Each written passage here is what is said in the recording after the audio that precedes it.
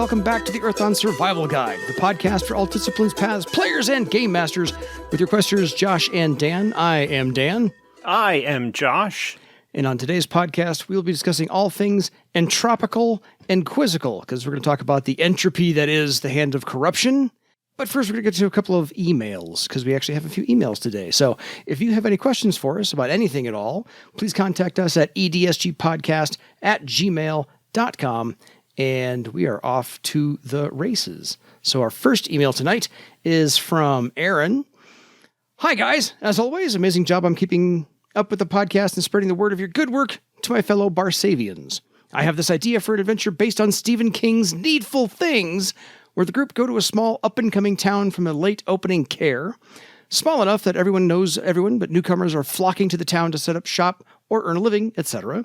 A seemingly old and frail adventuring spellcaster, wizard or illusionist, undecided, sets up shop to sell off the items he has acquired through years of looting cares, only these items are cursed in that they inspire tremendous need for them, and when in the possession of that particular person, causes seemingly friendly and harmless people to do horrendous things that are completely out of character.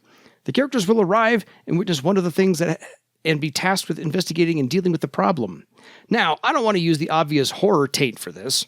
My characters have not come across much in the way of the passions, and I thought that maybe having one of them, mad passions, or the keys of death, be responsible would broaden their knowledge of the setting a little more. My question is, do the keys of death need to physically spill the blood themselves, or could this spellcasting be fulfilling his duty by cursing the town into killing themselves? Also, is there a more suited mad passion or cult that would fit this NPC better, do you think, and why? Any suggestions are always appreciated. Many thanks as always, and keep up the great work. Aaron. Thank you, Aaron. I appreciate the email. Absolutely. Some good questions. Good idea there. I appreciate that you mentioned that you wanted to avoid the obvious horror connection. Yes! If you were not aware, there is a horror in the first edition horrors book called Giftbringer, which is very, very strongly modeled after Needful Things. So you can look to that for inspiration, but it's not necessarily going to be something that ties in very well with your thing if you want to avoid the horror stuff. Yeah. There's nothing that specifically indicates that the member of the Keys of Death has to spill the blood themselves in order to further their cause. I imagine that it's not too much of a stretch to have it set so that simply being involved in the activity that leads to the death would be enough, certainly if that's the one that's going to work particularly well. It's kind of a shame that this is something where this is clearly like a villainous plot, because the idea of name givers taking extreme actions in order to procure something would be right in Corollas's wheelhouse. But I agree. It is not usually something that particular passion would go to the lengths of inspiring murder. I think the closest one, if you want to tie it to a passion, would probably be Ragok, because of the connection with jealousy. And Ragok is also the one that kind of deals with brutal murder and sadism and that sort of stuff. So you might be able to tie that in as well as a possible avenue. Vestrial is known for connections with assassins, but this particular approach doesn't strike me as being something that is particularly deceptive or cunning or anything like that. It feels a bit more brutal. But yeah, the Keys of Death could work. I can't think of any other organizations off the top of my head. Well, we'll see. Based on what we talk about later. I may change my mind on that. Nothing comes to mind as I am answering this question right this moment. But keep listening. Or if you want to go with a mad passion route, Ragok would probably be the one that, at least in my mind, most fits that plot framework. I'm not going to dispute that in any way, shape, or form. On to the next one from Andy. We're kind of doing these alphabetically. Aaron, Andy, whatever. Hi again, both. So as I emailed you a few podcasts ago with getting back in, you asked for an update, and we've ended up with Obsidian Warrior, Troll Weaponsmith, Troll Archer. That's a big group. They leave a lot of big footprints behind. And a slight change, Elf Nethermancer. Orem Duskpool. I suck at character names. After much hemming and hawing, I decided the easiest way to avoid the overlap we were seeing was to try something a bit different. Never played a Nethermancer before, and have to admit, really looking forward to it. Josh has in no way influenced this at all. Unfortunately, due to real-life commitments, our session 0 has happened, but we won't start actual play for 3 more weeks.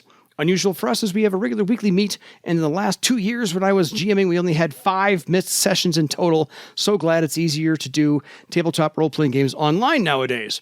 Now to a few questions. He has 4. We'll break these up. Before we get to that, I want to remind everybody, he was the one who wrote asking for advice on creating the character and avoiding overlap with the wizard with the other characters that were in the group. Right. Question 1. How do adepts know, air quotes, what discipline they should learn? If multidiscipline doesn't exist, I could see it as you were born to it. However, you could be an air sailor Nethermancer from what I read, so is it just what you happen to end up learning to do?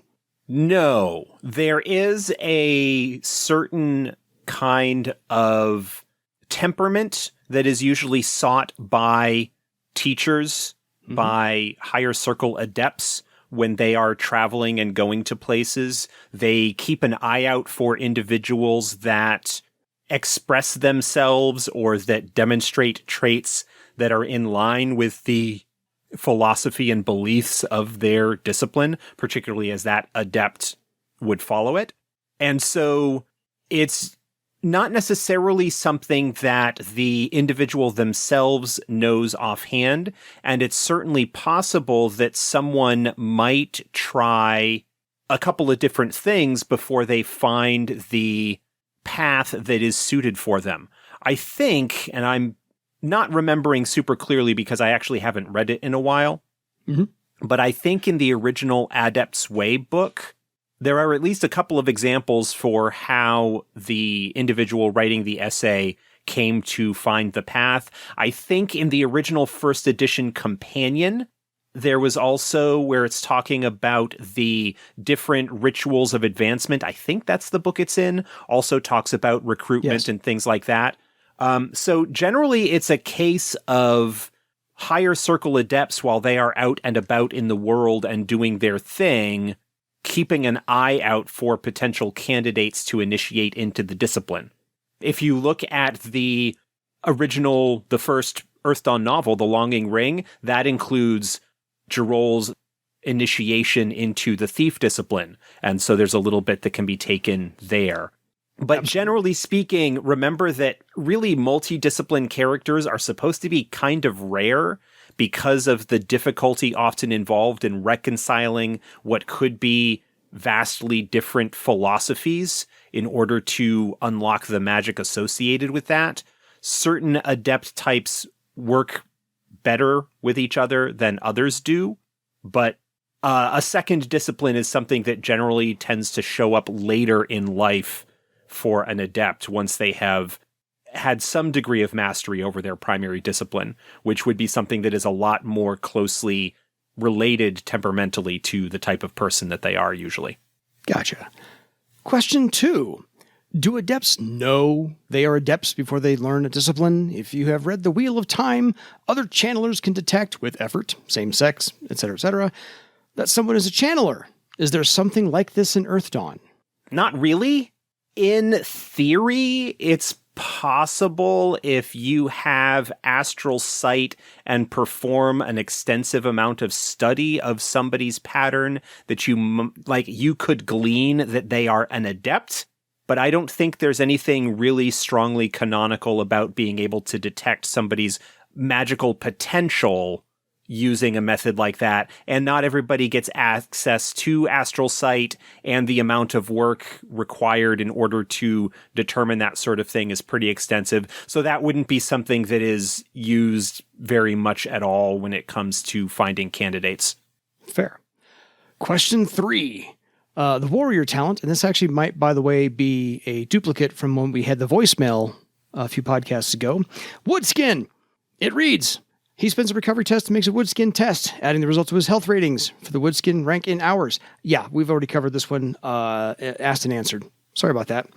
Yeah, this is the question that we had 2 weeks ago as of this episode. So episode 117, we had a voicemail that asked this very question about woodskin and the phrasing of woodskin, indicating that possibly the bonuses that it provides adds to the number of recovery tests and to wound threshold, as asked and answered 2 weeks ago, which I think had not been released when we got this email, or he might not have listened to it yet. Yeah, it only actually affects death and unconsciousness rating, and the errata online has been updated to reflect that correction. Fair enough. So you came in second, Andy, on that one. Sorry about that. Question 4. In building your legend, I have to admit, I am slightly confused as to the legend point cost for increasing circle. I totally get the restrictions and requirements you need to meet the circle up, but how much does getting the new discipline and optional talents cost? Am I right in thinking that, for example, going from Circle 1 to Circle 2 would cost 200 legend points? Circle 4 to Circle 5 would be either 300 or 400 legend points if you buy a novice option or journeyman option, respectively. No. The actual advancement in Circle does not cost any legend points whatsoever. Once you meet the qualifications for the new Circle. So, for example, you're a first Circle character. Once you have your, as the rules are written, 5 first Circle discipline talents, all at rank 2 or better, you qualify for second Circle. At that point, you just find somebody of second Circle or higher of your discipline who agrees to train you, whether for money or favors or whatever, spend the required time training, and then you are second Circle and immediately pick up the durability increase, the defense rating increase that everybody gets at second Circle, the exact, which depends on what discipline you are. Totally. And then you have the ability to buy ranks in the new talent, the new discipline talent, and a new optional talent that is available at that circle. So when you get to second Circle, you then can spend 100 legend points to raise your second Circle discipline talent, which for Nethermancers is Astral Sight? Maybe? I'm not sure off the top of my head, but it only costs, so it costs you 100 legend point to buy it at rank 1, 200 to rank 2. It's the same progression costs as advancing your talent ranks normally. Second Circle is Steel Thought. Steel Thought. Fair. Is Astral Sight for Circle for them? Yes.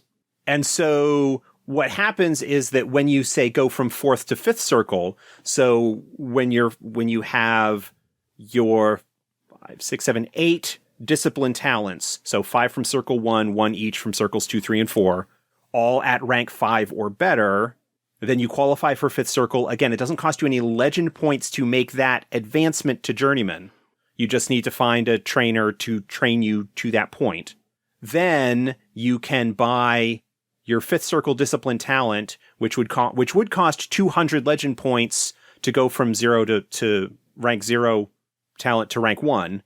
Because it's in the Journeyman-tier. And when you select your optional talent at that point, you can either pick one of the choices from your Journeyman options list, which is generally recommended because they are generally more useful. You get a bunch of new options that are generally good to have. Yeah. And that would cost you also 200 legend points to buy from rank 0 to rank 1.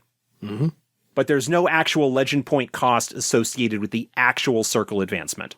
Just time and whatever the cost the trainer decides to impose on you. You've qualified. You're done. Right. Go buy new stuff. There you are. Thank you. And in fact, we have a follow-up email, our last of the day, from Chris, who was the one who left us the voicemail from episode 117. So he decided to email us this time. Thanks for answering my last question on the voicemail. New player here, preparing my background and ideas and trying to understand rule systems as I tend to.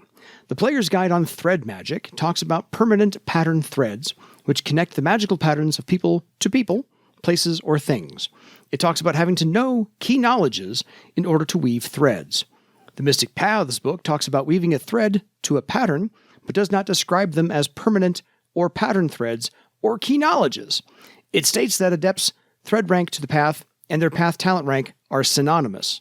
That suggests that they aren't necessarily related to the discipline thread-weaving skill, except as a test. Does an adept's thread rank act as a permanent pattern thread, counting against the limit of the discipline thread-weaving skill in the way that thread items and group pattern items do? Short answer, yes. There you go, Chris. Longer answer, let me elaborate on this a little bit more for everyone, because the phrasing of his question was a little bit rough and I want to provide some context. Fair. Hit it. Every discipline gets the thread-weaving talent at first circle. For everyone who is not a magician, all that the thread-weaving talent really does is allow the character to weave permanent threads to usually magic items, but to anything that requires a permanent thread, a group pattern, anything along those lines. If you're doing kind of a story thing where you are weaving a pattern, weaving a thread to a pattern item of an enemy or ally or place or whatever, those are permanent threads, and the maximum number of those that you can have is equal to your character's rank in thread weaving. So if you have a thread weaving of 5, you can have up to 5 permanent threads, whatever combination you want those to be in terms of magic items, permanent group pattern threads, whatever. Joining a path, while the phrasing in the book does not specify it, is also a permanent thread as considered under those rules. So it will take up 1 slot and just 1 slot for the purposes of that. There's no real key knowledge advancement, unlike weaving a magic item, where you need to gain the key knowledge, learn what the question is, and then through adventuring or whatever, learn the answer and thereby be able to increase the rank of your thread with the item. The training and initiation and so forth that are done as part of your advancement in the path essentially gives you that key knowledge that you need in order to advance the rank of your thread with the group. Paths are kind of in this weird half space between group true patterns. They kind of behave a little bit like that conceptually, in that they are a true pattern that is created as a result of the members of this group. It just operates a little bit differently on some other levels, mainly to give access to special magical powers and abilities and neat stuff, kind of as an add-on to the discipline magic that they get as a result of adhering to the rules and restrictions and the oath that is involved in following the path. But it does take up one of those permanent thread slots. So just keep that in mind. And that's also why, in some respects, like trying to load up on a bunch of paths, one, while difficult to adhere and honor all of the oaths and everything that you have going on there, but it also ends up in some ways, basically it's a trade-off for power. You need to kind of give up one of these limited resources in order to gain access to the additional abilities that the path grants you. Fair enough. So, Chris, if that was clear as mud, feel free to follow up with with a clarifying question one more time. But I hope that takes care of all of that for anybody else who has the same question. If you, of course, listeners, have any questions for us, as again, contact us at edsgpodcast@gmail.com, or, as Chris did the first time, send us a voicemail. We'll plop that into the show. Everybody can hear your lovely voice instead of mine, and we'll be good to go. That ends the quizzical portion of this show, the first 20 minutes or so, and on to the entropical, and I don't mean tropical, I mean entropy part of the show, as we get to talk about now one of Josh's favorites, I believe, the Hand of Corruption. You've been waiting for this one, haven't you? The Hand of Corruption is great. I think the structure of them is really interesting. I think that the essay, the chapter on them in Secret Societies is really well written and cool. And these are just a wonderful organization that can serve as a bad guy group in just about any campaign. They're a marvelous Unlike foil. some of the other organizations, which are a little bit more narrowly focused, the Hand of Corruption can conceivably get involved in just about anything. Yeah, this is a lovely foil.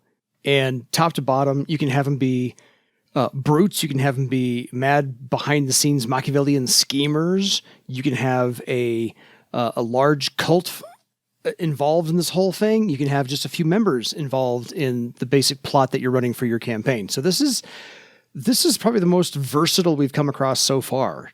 Yeah, they are really, I mean, when you say they are a perfect foil, they really are. If you consider Earthdawn as a game that is primarily about heroes that are working to reforge the connections between people, that strive to push back the darkness and bring light to the world and to inspire others to do right and all of that sort of thing, the Hand of Corruption are an organization that ultimately believe that the world is doomed and that the best thing that they can do is to hasten its appropriate end. This is real, like, Legion of Doom stuff. Yeah, this is the ultimate bad guys. That's it. I mean, seriously, as Josh said, there are the organizational hierarchy is built out into 3 different branches, and we'll get to those details in a minute. Because one of them, of course, the brokers, the assassins, pretty bad as a name, but the major one is the nihilists, and those are people who just want to bring about the end of everything. So, yeah, that's they're not playing around.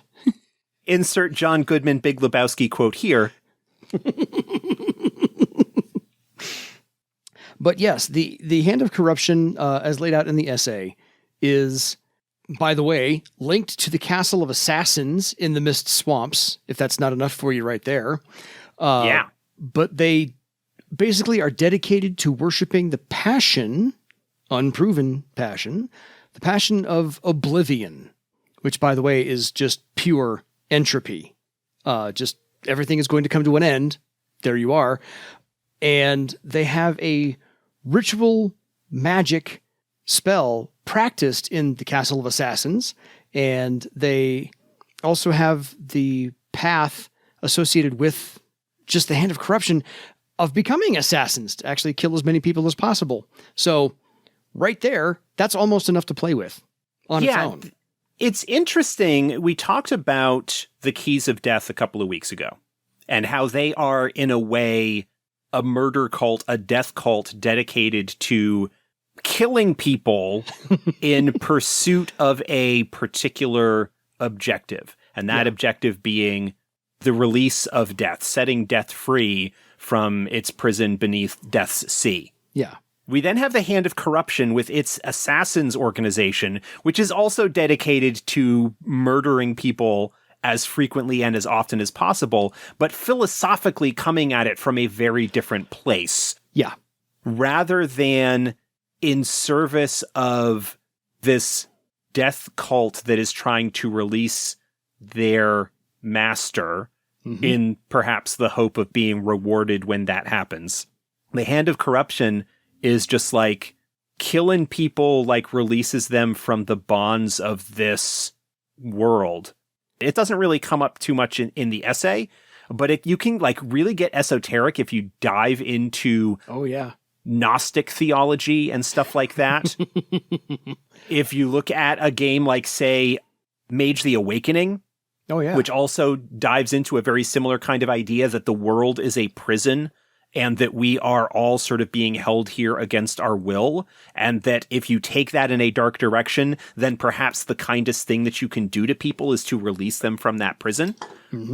There is some potentially weird stuff that can go on here. What makes them even more interesting in that regard, though, is that there is theoretically something that resembles a coherent philosophy behind it that is put together by the nihilists. Again, nihilism as a philosophy does not appeal to me in any way, shape, or form. No. That's not completely true. I deal with depression and stuff like that, and there are times that we all have our days. Seems appealing, but thematically within the game of Earthdawn, at least as its sort of default mode is indicated, the nihilists kind of stand in opposition to everything that adepts and heroes are striving for. Yeah. In the essay, it's revealed later on in the essay, almost near the very, very end, that this person who was trying to infiltrate the Hand of Corruption and see what they were up to and report back to Thera, was indoctrinated to the truth, air quotes, of the nihilist philosophy that, yes, along with everybody else, they've realized that the cycle of the earth is high magic at some point, low magic is at other points, and that the horrors are a natural manifestation of that. And so what the horrors do is they come in, wipe everything clean like a forest fire, and then retreat back and let life come anew again. And by hiding in the cares, which was a Theran plot, we disrupted that cycle.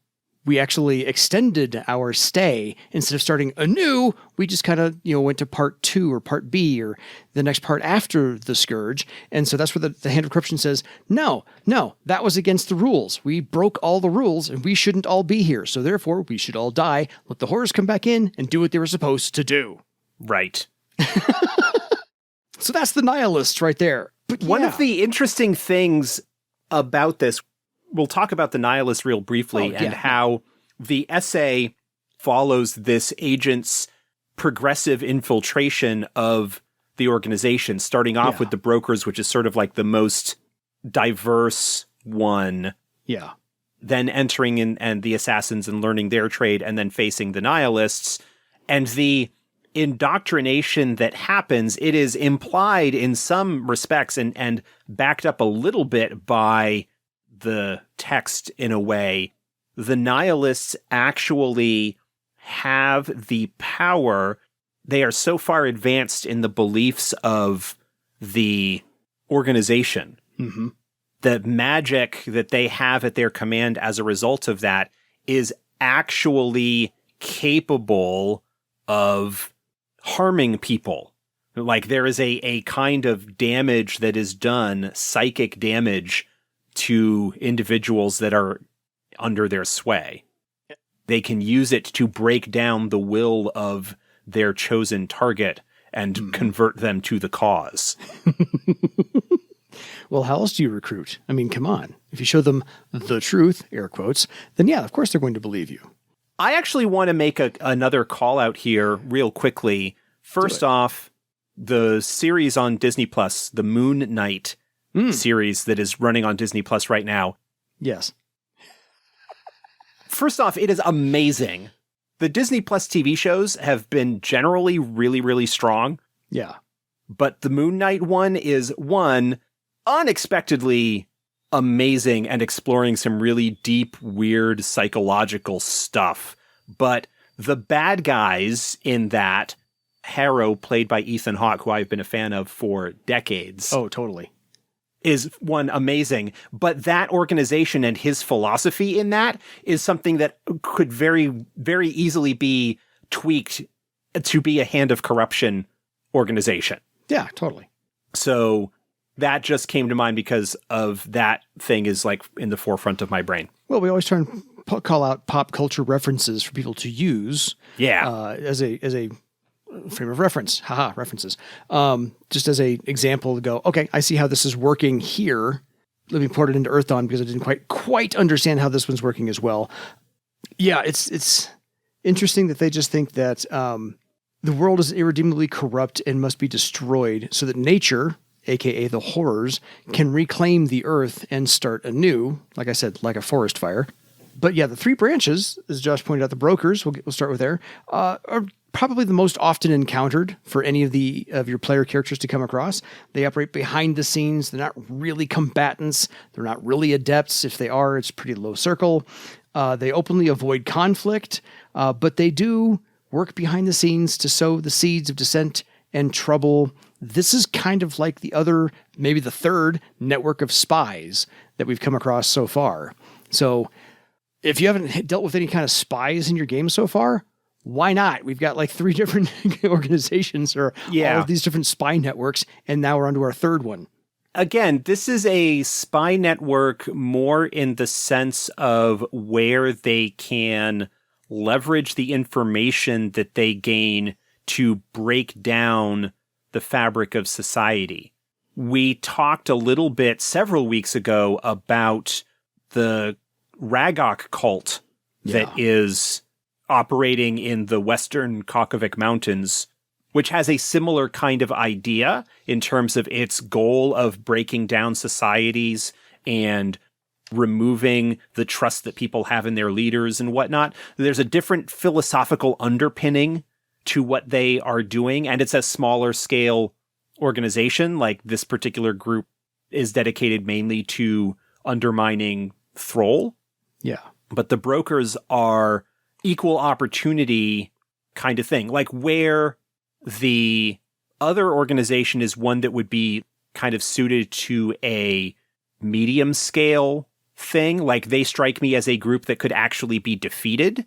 Mm-hmm. The Hand of Corruption and the brokers are a lot more wide spanning in terms of what they can do, and difficult to really put a stop to when it comes to that. Like, you might defeat an individual plot, but their overarching goals are so broad, and there are in some ways so many of them, that there's no real way ultimately to eliminate them. So more so than the Crown Breakers, which is the... Yes, the Crown Breakers is the organization. Yeah. My mind slipped on it as well. Yeah, the Crown Breakers feel like a group that is a little bit smaller scale, and one that could actually be sort of defeated as part of a campaign or campaign arc, whereas the Hand of Corruption would really be a much higher tier organization in terms of your ability to take them out or take them down. Like, again, you could, at lower circles, foil individual plots, but you would not be cutting the head off the serpent in a way. No, this is more like Hydra. Cut a small head off, two more grow back in its place. For another slightly pop culture reference. So the second tier, as we said, the brokers most often encountered, if you can maybe get through that little tiny network to see who's maybe be pulling their strings, you go up to the level of the assassins. And the assassins, of course, like I said, are trained in the Castle of Assassins in the Mist Swamps, so super duper secretive, very hard to find. These are the people who seek out people to kill, to further the destabilization of society and cause its downfall. So again, more entropy. These are almost always adepts, scouts, thieves, warriors, whatever, what have you. Mostly scouts, thieves, and warriors. Mostly also fifth circle or above. So they're very, adept at what they do.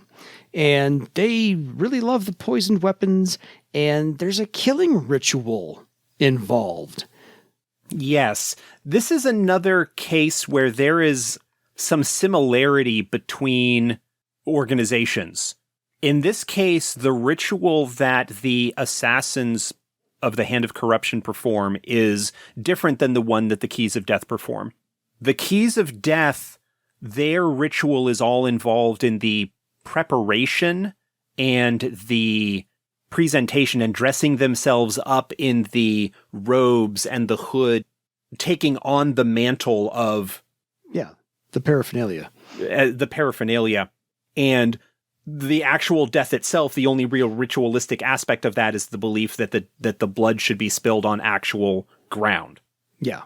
Whereas with the Hand of Corruption, their ritual is sort of in the aftermath of that. They are less concerned with how they achieve the killing as they are in showing in what they do with the body afterwards, in terms of laying it out and doing various dark, uncomfortable organs removed and placed around and whatever. And it has there's to match this kind the of celestial pattern in the sky of the stars. Yeah, like there's this kind of ritualistic aspect of how they deal with the body afterwards, and the act of performing that ritual, the act of taking the life, gives them some magical power to boost their ability to conceal themselves while they are performing this kind of post-death ritualistic aspect.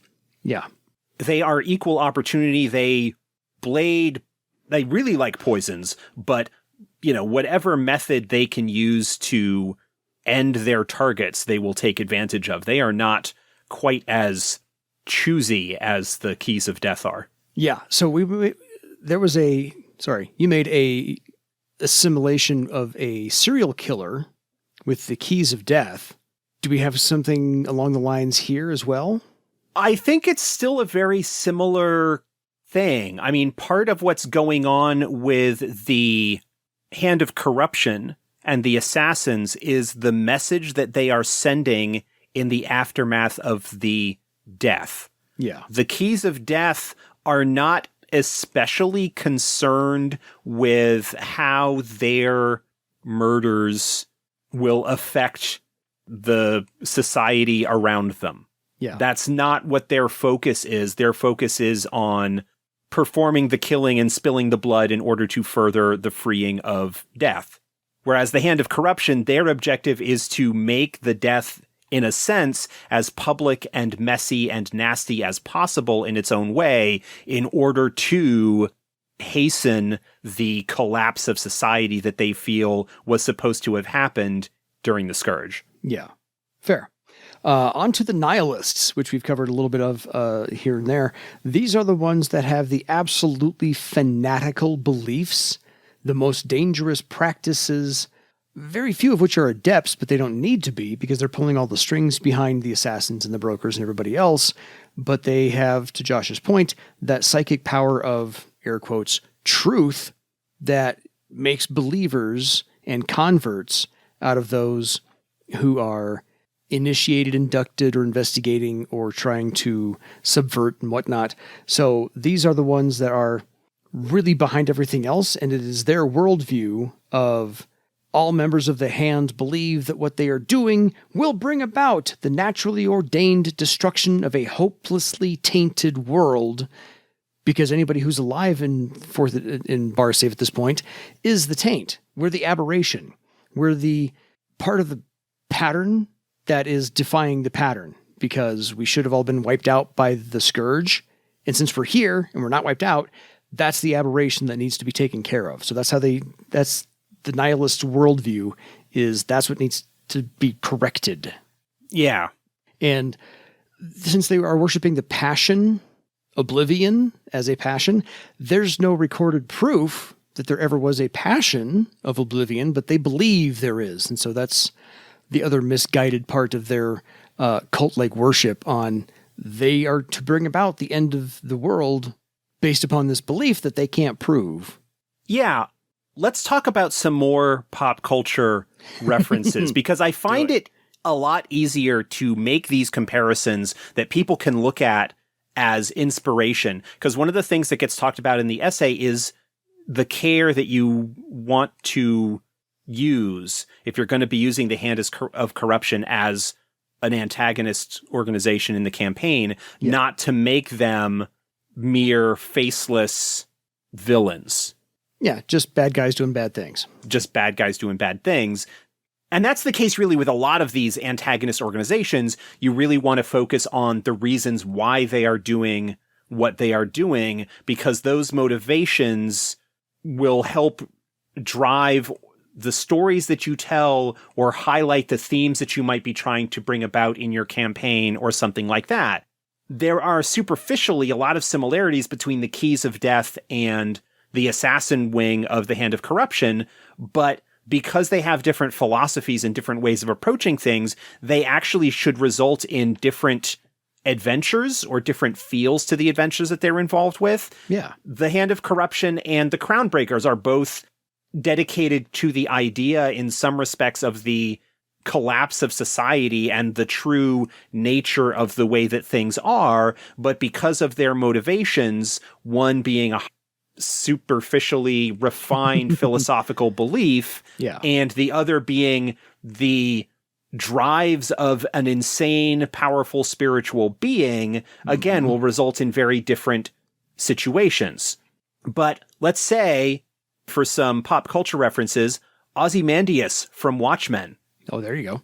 The plan that he has, whether you're looking at the original comics version or the film version, where the plans are different, has a very strong philosophical underpinning to it, that he's doing this evil thing, this villainous plot, but believes that he is sort of doing it for good reasons, that ultimately the success of his plan will come about and result in a better world. In the case of the Hand of Corruption, that better world is really the resumption of the appropriate cycles of nature that was interrupted by the Therans and their rites. Another example from the Serenity, from the movie, from Firefly, the operative. I was going to bring him up.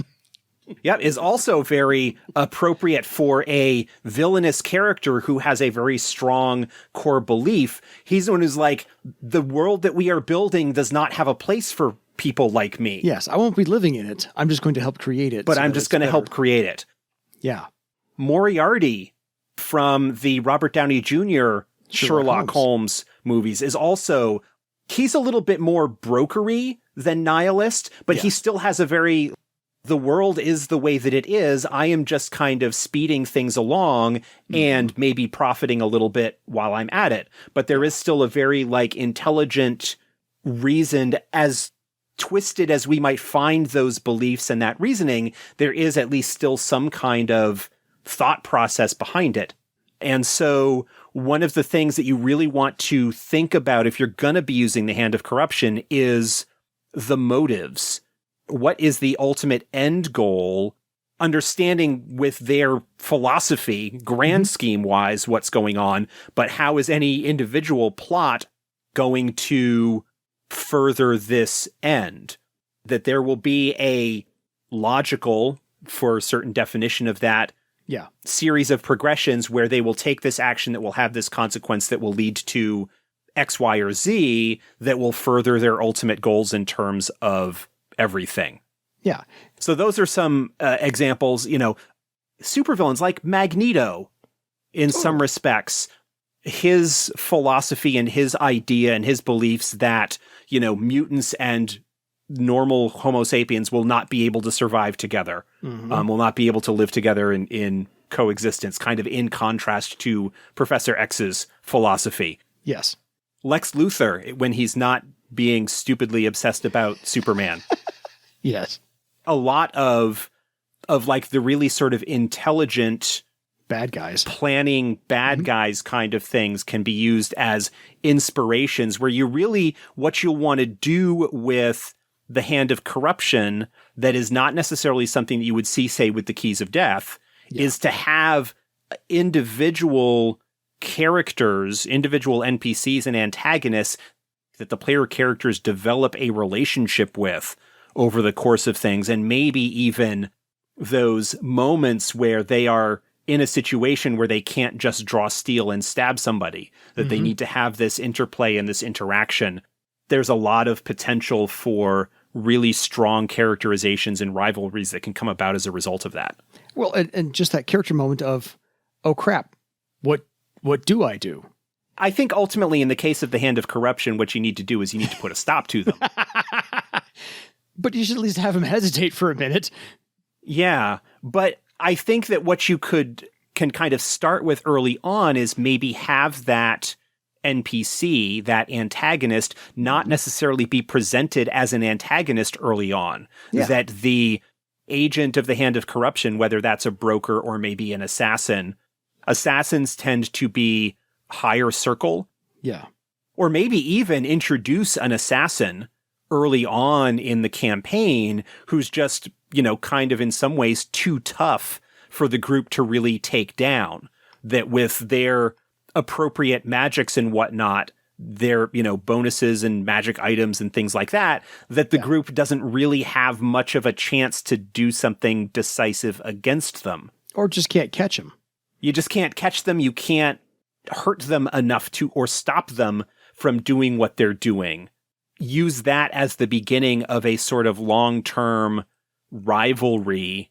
Yeah. Where perhaps even the assassin like recognizes their skill and ability and is like, you're wrong.